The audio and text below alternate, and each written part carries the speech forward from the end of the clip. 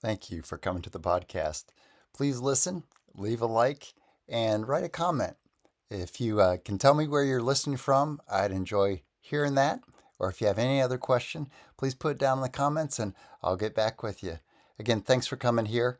Hope you enjoy it. Hope it's helpful to you. Number five. Christianity is about Jesus and about loving him more than your life. You can write in there, my. Christianity is about Jesus and about loving him more than your life. So we talked about how it's more than life itself. We love Jesus more than life itself, but we also love Jesus more than our particular lives. Jesus' first question is, do you love me? See it there? Do you love me more than these? He's dealing with fish there. Peter was a fisherman. That was Peter's life. Peter was sitting around there fishing after the resurrection. Wasn't out there talking about Jesus. He was fishing. Jesus says, do you love me more than these? Do you love me more than going where you want to go, Peter? Because I'm going to ask you to go other places. So there, the Christians, your life gets rightly recentered. The Christian's life gets rightly re-centered. So number one, A1 there. It gets recentered in how you behave. That is what you wear.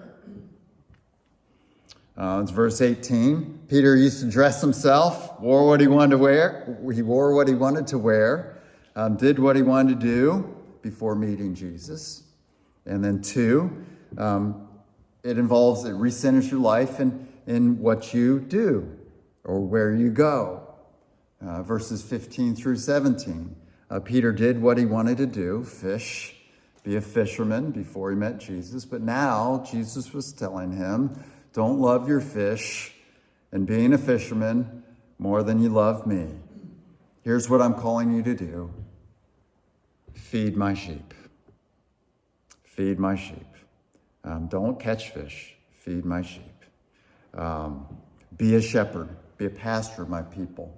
This is what Jesus is calling Peter to do. Be a shepherd, a pastor of Jesus' people who are his sheep as Jesus is the great shepherd. Now, number three. Now your life is centered around Jesus and his kingdom. Centered around Jesus and his kingdom. Jesus asked, do you love me? Your fish, are you going to center your life around gathering things for yourself? Fish, nets, boats, engaging in business that has nothing to do with me, Peter. Anyone can fish. Any non-believer in me can fish, Peter. But I'm asking you to feed my sheep. Be a shepherd. Be a shepherd for me. And you can ask that about yourself. Is your life about your fish, or is it about Jesus' sheep? Doesn't mean you'll all be pastors, but there are things we can do, all of us, as John writes this to those in AD 90. Our lives are to be centered around Jesus and his kingdom. What's Matthew 6:33? Some of you know it. Seek first his kingdom.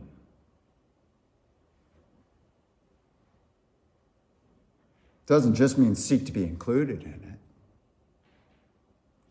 Seek first his kingdom. Seek first the interests of your king's kingdom. How can I be a servant to my king, Jesus? Seek first his kingdom and his righteousness. And all these other things will be added to you. Don't seek the other things. Don't seek fish and nets and boats and your own life. Don't love your life. Seek first his kingdom and his righteousness, and all these things will be added to you. Jesus said, we know this, we probably haven't thought this through, about seeking his kingdom, seeking first his kingdom. We see this here in John 21 as well, affirmed by Jesus, that loving Jesus included caring about his sheep. Right? John includes here that the things he's included in this book are what you need to know.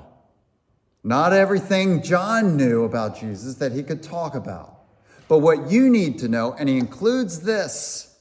You need to know that Peter's called to care about Jesus' kingdom more than his own kingdom, more than Peter's own kingdom. And so this has application for us, to seek first Jesus' kingdom. That's what Peter was being asked to do, to seek first Jesus' kingdom, to love Jesus more than these. So number 4, Christianity is about Jesus and about you loving him more than this life. It's about your realizing that it's not about how Jesus and the church, it's not about how Jesus and the church fit into your life. Again, this is how most churches market themselves to people so they come into their church. We'll make Jesus fit into your life real nice. And there's very little teaching about how Christians aren't to have Jesus fit into their world, but we're to fit into his. This is his world. I love what he says in Job 41:15. Who has a claim against me that I must pay? Everything under heaven belongs to me. Isn't that awesome? That's what God says. Who has a claim against me that I must pay? I don't owe anyone anything. Everything under heaven, I'm under heaven. Everything under heaven belongs to me. He owns me. He especially owns me because I've been 2 Corinthians 6:20. I've been bought with a price. Therefore, I'm to glorify God with my body. Right? That's the call to all of us. He owns us. He causes our hearts to beat, our lungs to breathe when we're not thinking about it. He's created the stuff we are, this skin. He's created it and he holds it together. He keeps it intact. Keeps my fingerprints the way they are, so they always work on my computer. He owns us.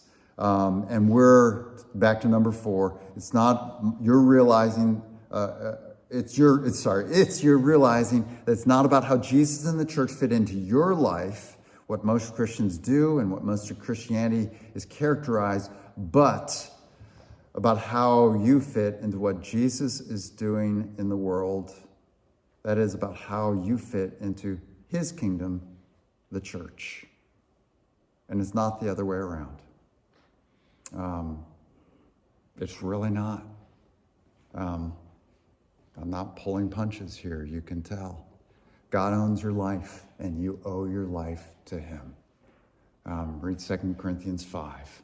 We owe him everything.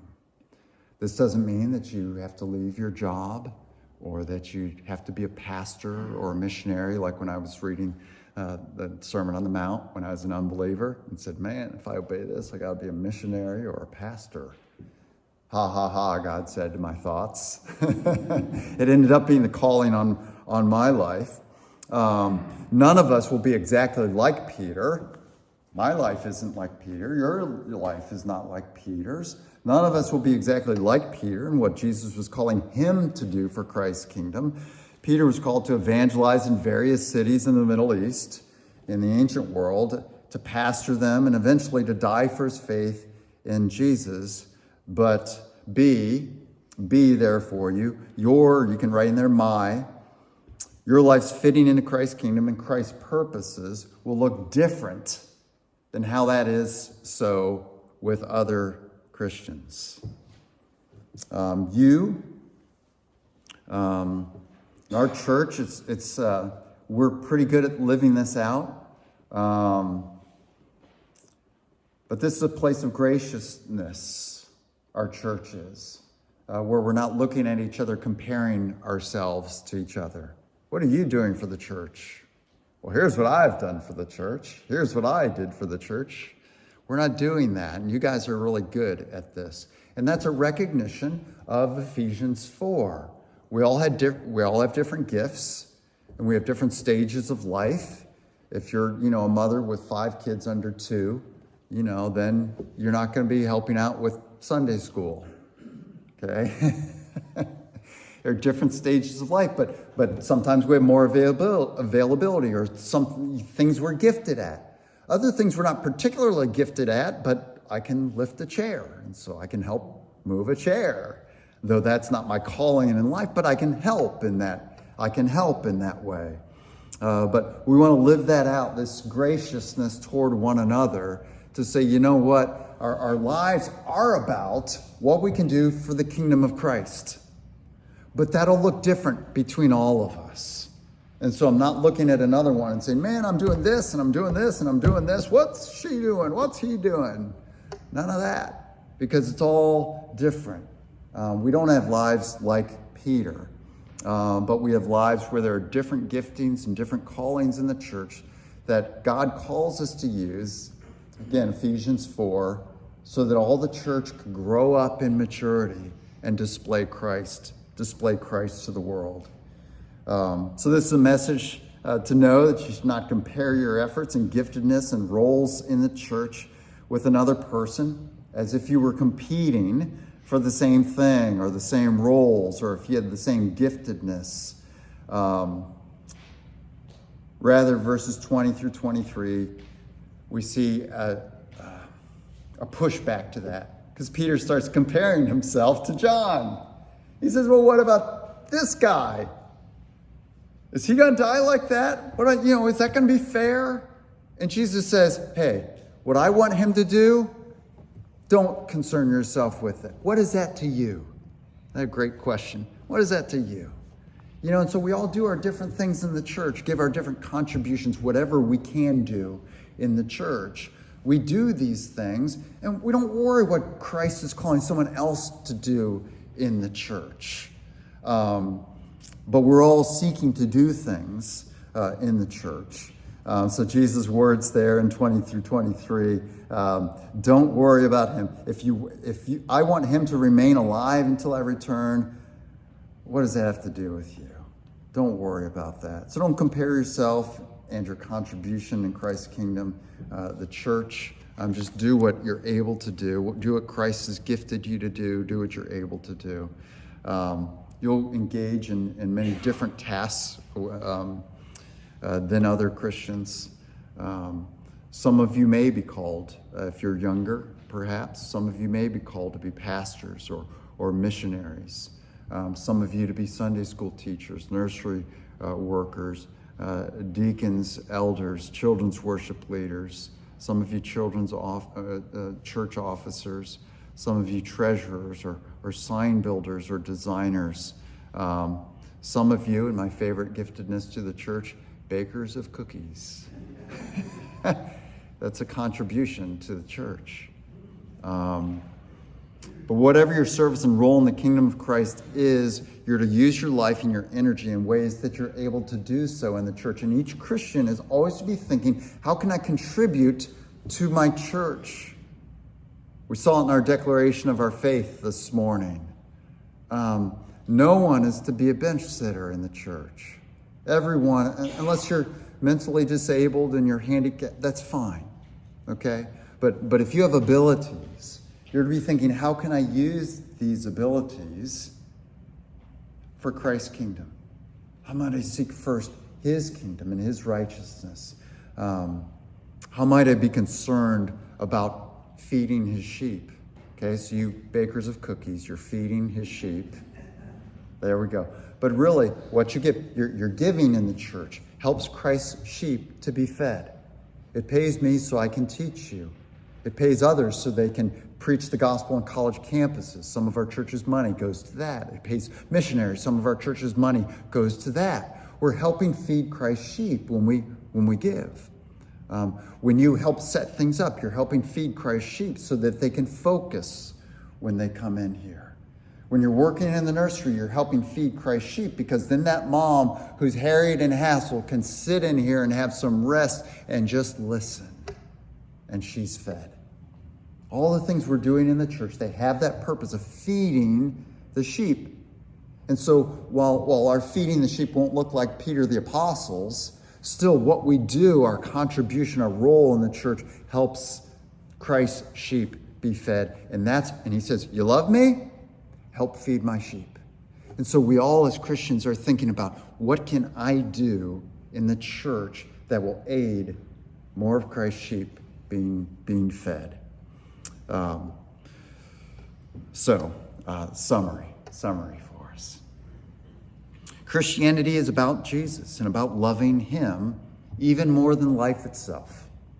Christianity is about Jesus and about loving him even more than life itself. And this loving of Jesus recenters your life from seeking his fitting into your kingdom, or you can write in there his fitting into my kingdom, into my fitting into his.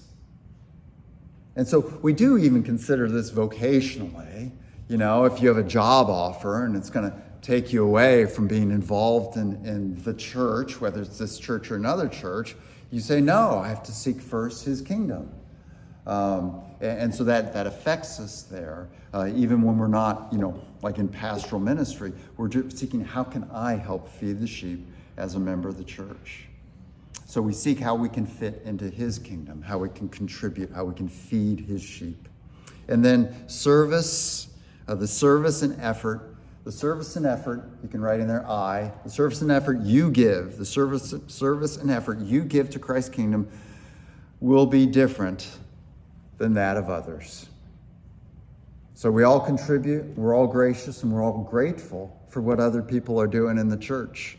And we're all gracious to realize, people are in different spots in their lives. Some people can give a lot. Some people can, have 5 minutes to give because they got other things that God has them taken care of right now. Christianity, yes, is not about me. That's good news. Let's pray.